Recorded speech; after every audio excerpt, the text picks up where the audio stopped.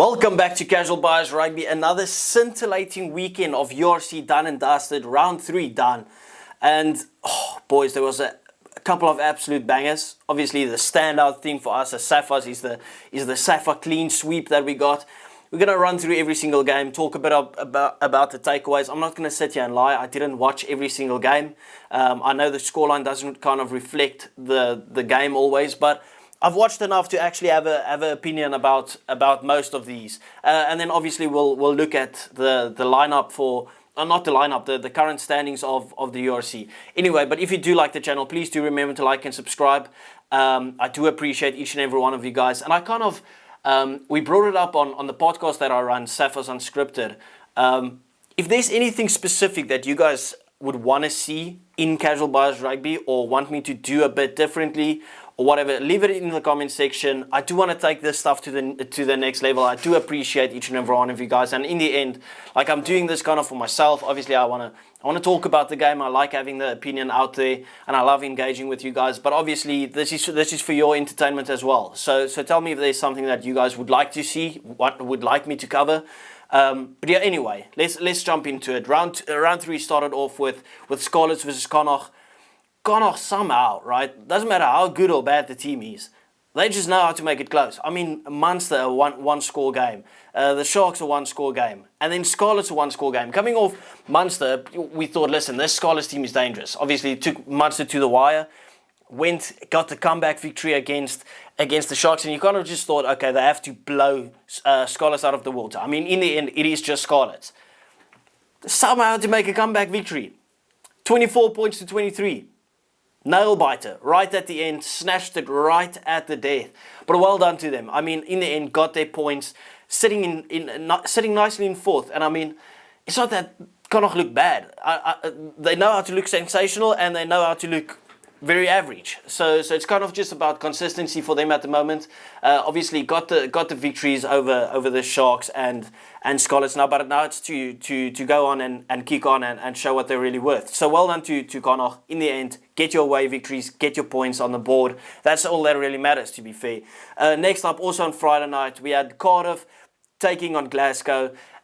What a beauty of a game. And I mean, this is the typical game that I just mentioned. The scoreline doesn't really reflect the game, because I think with 8 to 10 minutes to go, it was like a 5 to 10 point game. Obviously, Glasgow defending champions did brilliantly, scored the 2 tries in the end to secure their victory. They won't care about Cardiff too much. They got their 5 points. It's a hit and run. They move on. Their attack obviously scintillating, and they're so clinical at the moment. But I've told you guys before about Cardiff. It's that team that just, they don't always win, but they know how to make it a scruffy game, know how to make it a close game. They don't lose by much. I know that in the end they lost by 16 points in this one. But there was like this little glimmer of hope that they might actually sneak over the line. And there's a lot of potential for Cardiff in this tournament. I mean, where are they at the moment? They're sitting in 5th. They won the first 2 games. Lost against Glasgow, the defending champions, but still made it a tight game, which kind of gives you some hope. Is this the opportunity for Cardiff to actually push for top 10, possibly? I mean, I wouldn't put it past them. A tough team to beat at home. We saw it this weekend. Yeah, but absolutely brilliant game of rugby for your Friday night. I didn't watch either of the 2 games. I did catch the highlights. I was out playing paddle. Body really hurting. But I mean, it is what it is. But a scintillating way to start off the weekend. Moving on to the Saturdays, we had our first Saffas team, Lions taking on Edinburgh. And the way that Edinburgh has played, I mean, I saw someone talking about they can feel Edinburgh imploding. And they didn't expect it this soon. But then I'm also thinking, like, I don't think that's too fair. You look at the run of games that they had at the start. Did we expect them to beat Leinster? Probably not. Did we expect them to beat the Bulls at Loftus? Probably not. Did we expect them to beat the Lions? Probably closer. But the Lions are in scintillating form. I think this is 3 of the toughest, if not the toughest fixtures that they could have started with. Maybe just throw Munster in there.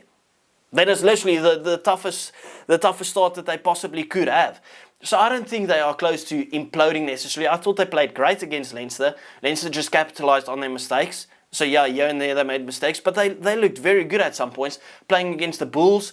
The Bulls, tough team to beat. Altitude Rugby Club. You don't beat the Bulls at Loftus, right? So it is, and then playing against the Lions, who arguably should have won the Currie Cup. We saw how the Lions ended last season. I mean, they smashed Glasgow, who won the tournament in the same season, full strength as well. They smashed them. So this Lions team is no team to kind of just shrug your shoulders and say, oh, it's just, it's almost unexpected. I predicted the Lions to get the victory. Yeah, I predicted a closer game. They got 48 points put on them in the first half. Brilliant by the Lions. But the Lions kind of look like the most scary team in South Africa at the moment. I'm not even beating around the bush.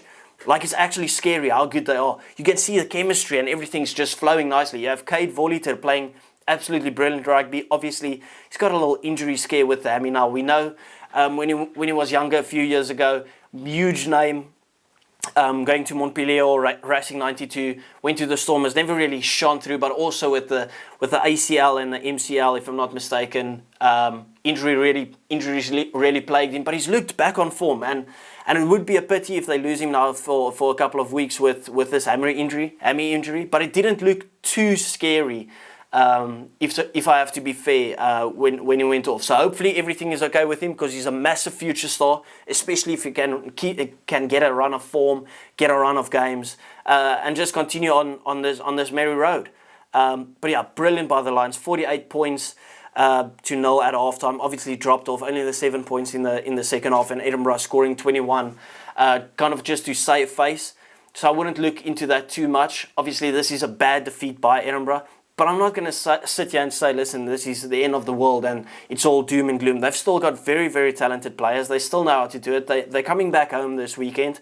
And I think this is massive for them. Coming home, they need to get that crowd reception and get back onto winning track. Hopefully not this weekend, because if I'm not mistaken, the Stormers play them this weekend, and that's my team. So hopefully they can have one more disastrous performance and then get back into form. But it is what it is. Moving on, second South Africa team, Bulls versus Ulster. And I've given respect to Ulster, but I have to give even more respect to the Bulls. I hate the Bulls. I don't like the Bulls whatsoever. Obviously, they are my biggest rivals. They've given me nightmares over the years. But I have to put respect on the Bulls' name. They played all their South Africans. Masterful performance. Cameron Hanekom.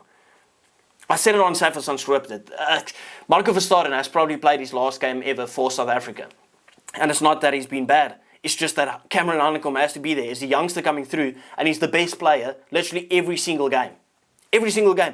Ulrich Lowe had the performance of a lifetime, yet Cameron Hanekom was the one that stood out. And Ulrich Lowe was just in the box jersey having standout performances. Cameron Hanekom is a different breed. The guy is absolutely insane.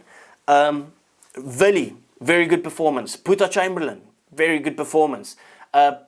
Creel, he's just everywhere. I mean, he's a proper utility guy. He plays 12, 13, wing and fullback.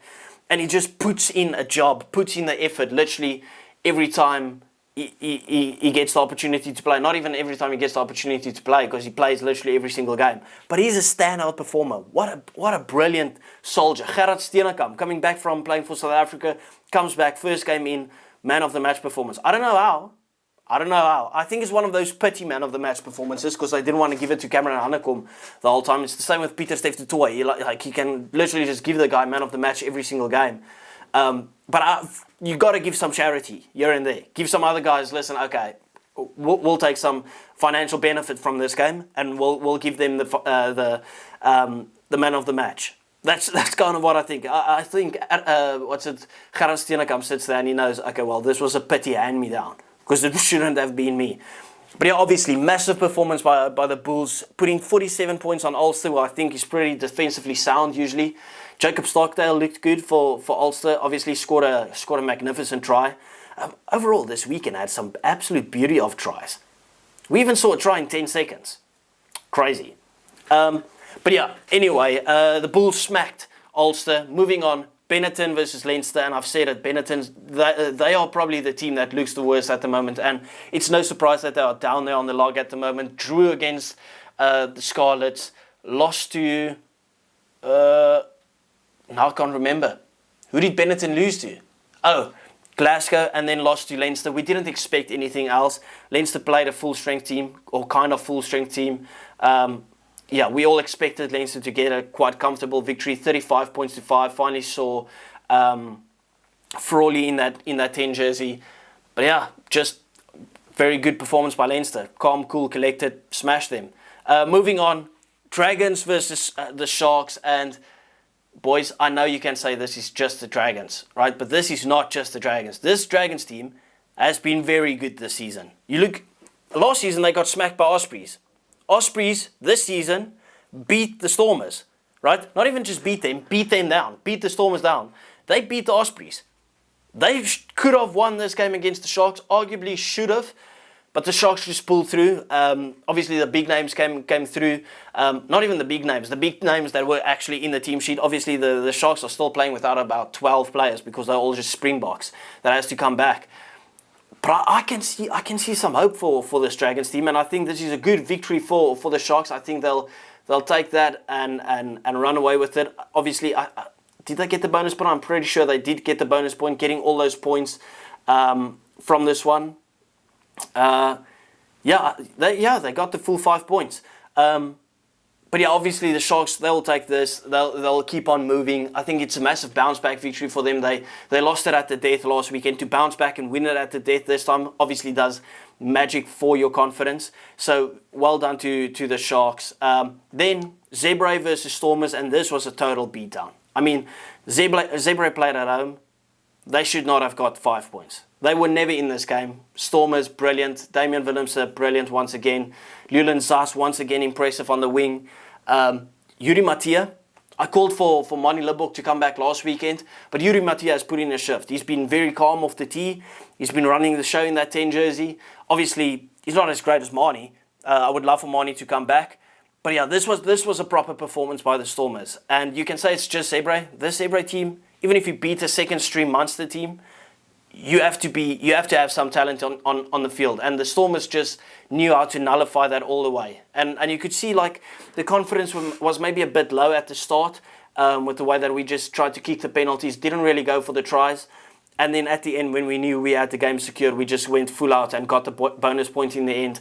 Beautiful try by Leland Zas at the start. Keke Morabe with probably fool's gold out there, fooling about three defenders, two or three defenders. I know it's only forwards, but then giving that open space to Paul de Vet to run through, and Leland Zas gets the ball under the post, he goes. But yeah, overall, very good performance by the Stormers. We know for a fact Damian Willems is never getting the kicking duties, because that's probably what they wanted to test, see if Mani should have the kicking duties for the Stormers when he comes back, or if they can play Damian at 10 without another kicker on the field. Yeah, he kicks shit, to say it in the best way. Now, I love Damian Willems. The guy's the best player in the world, and it's not even close. The guy is the best player in the world. But yeah, that kicking was shocking.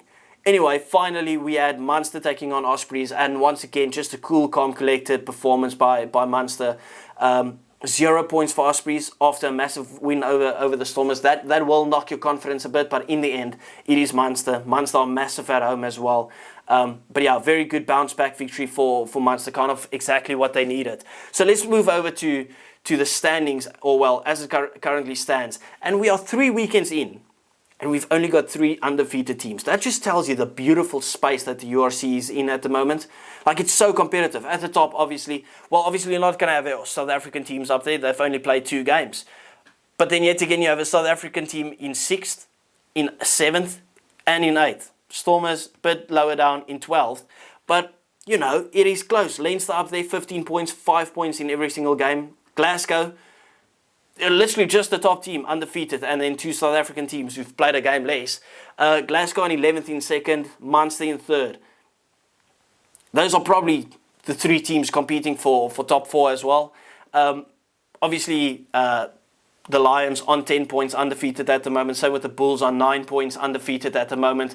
But we look at, when I speak about how close it is, Glasgow lost to Ulster. Glasgow is in 2nd, but they lost to Ulster. Ulster is in 13th. That just tells you how close this competition is. Home ground advantage obviously is a massive factor, especially when South Africans play abroad or someone plays in South Africa, because the weather is so different and the conditions are so different. But that just tells you, like, I'm pretty sure Benetton will bounce back. I'm pretty sure Edinburgh will bounce back. Ulster will definitely push forward. Zebra is looking fine in my opinion. Yeah, they just got beat down, but they've looked better. The Ospreys looking better. Dragons look great. Dragons could be a tough team to beat when you travel there. Cardiff sitting in 5th. You know, it's a beautiful, beautiful way of setting up. And obviously it's tough to really get a gauge of where everyone's going to be after just the 3 weekends. It's always easier when you look at it, let's say after 6, 7, 8 rounds. Then you can kind of get more of a grip of where everyone's going to place. But it's set up so beautifully after 3 rounds. It is sexy, to say the least. Anyway, do remember to like and subscribe. I do appreciate you guys. Thank you for joining, and do remember to put into the comment section what you guys would want to see on this channel. And I'll see you guys next time. Thank you. Bye.